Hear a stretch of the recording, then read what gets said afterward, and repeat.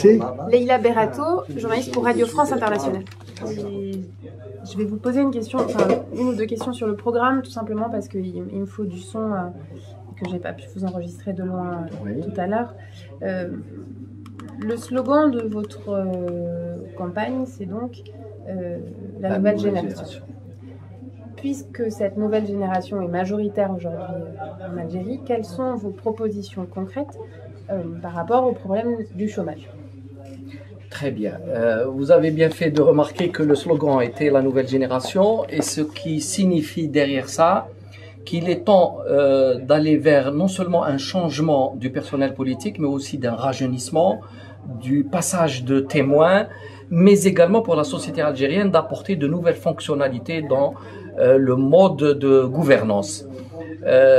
Tout le programme est construit et conçu pour justement essayer de créer cette nouvelle Algérie avec la participation de tous.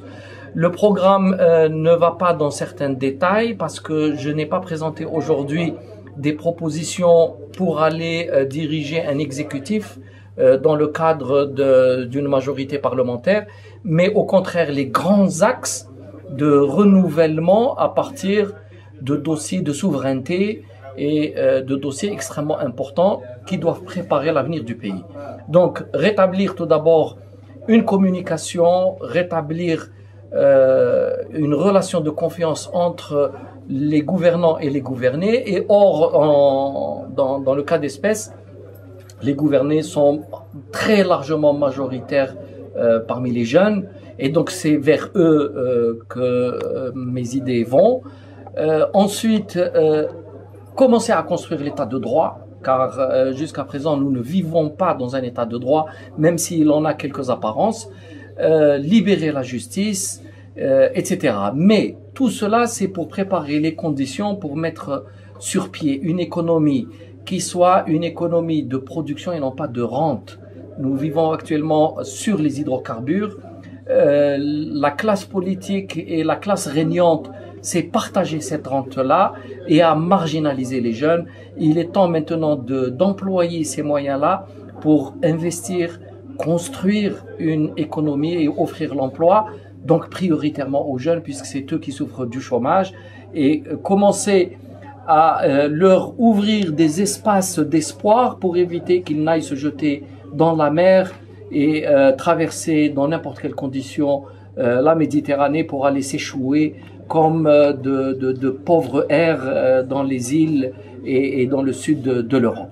Alors là, vous faites un constat qui est partagé par beaucoup de monde, mais qu'est-ce qui fait que le candidat Sofiane Ginali peut apporter quelque chose de plus à un pays où beaucoup de gens font déjà ce constat, où beaucoup de gens font déjà ces promesses-là? Qu'est-ce que vous proposez concrètement à tous ces jeunes, et je pense aux gens de la CNDDC, à Ouargla, à La Rouad, que vous avez probablement dû rencontrer? Qu'est-ce que vous leur proposez? Quelles sont les mesures concrètes que vous pouvez proposer pour faire évoluer le marché du travail?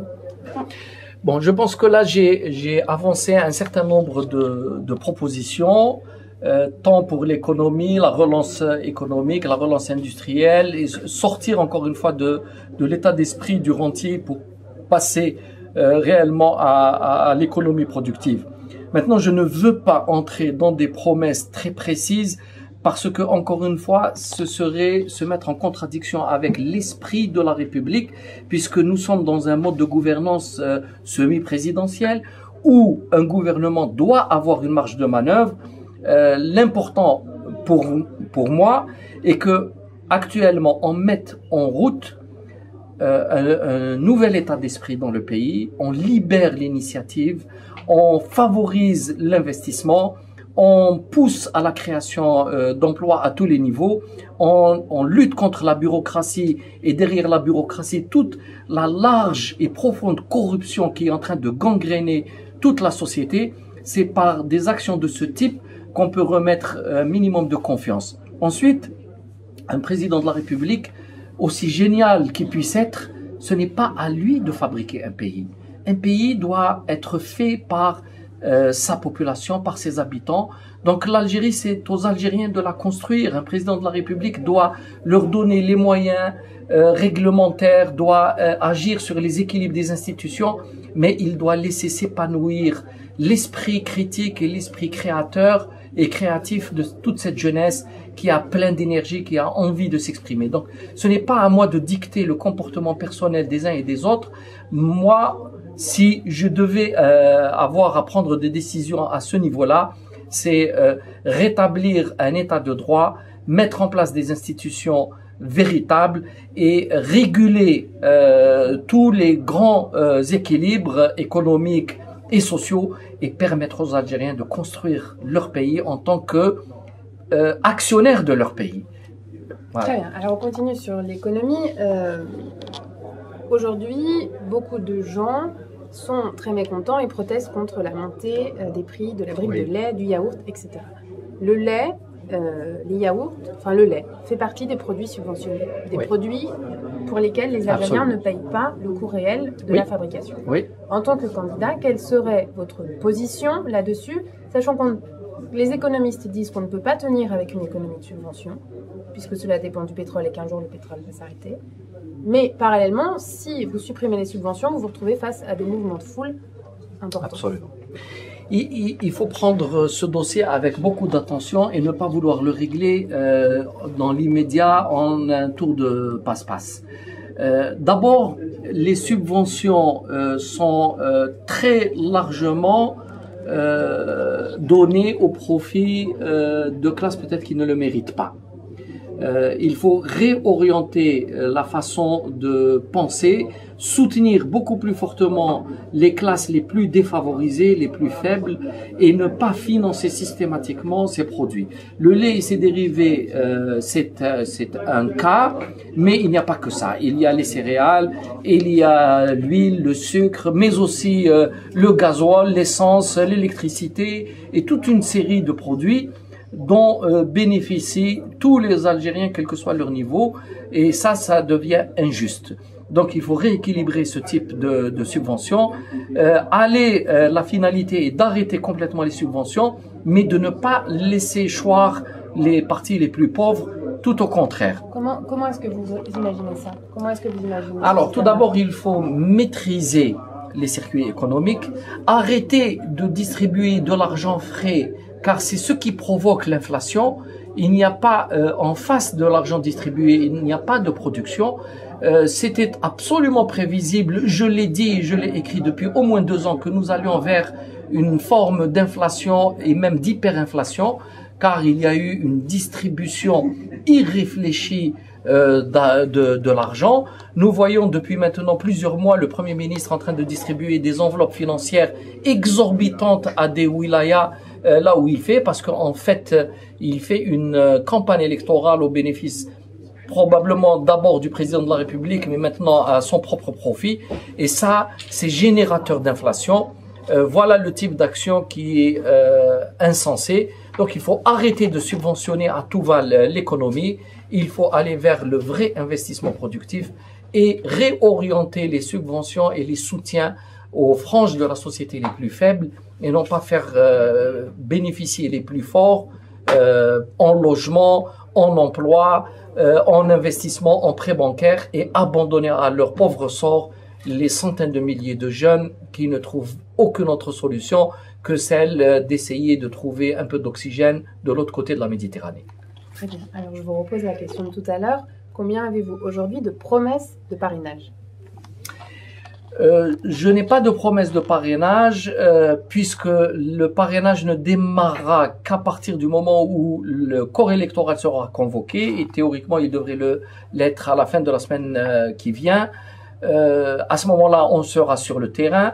Nous avons jusqu'à présent préparé non seulement les structures du parti mais également des comités de soutien.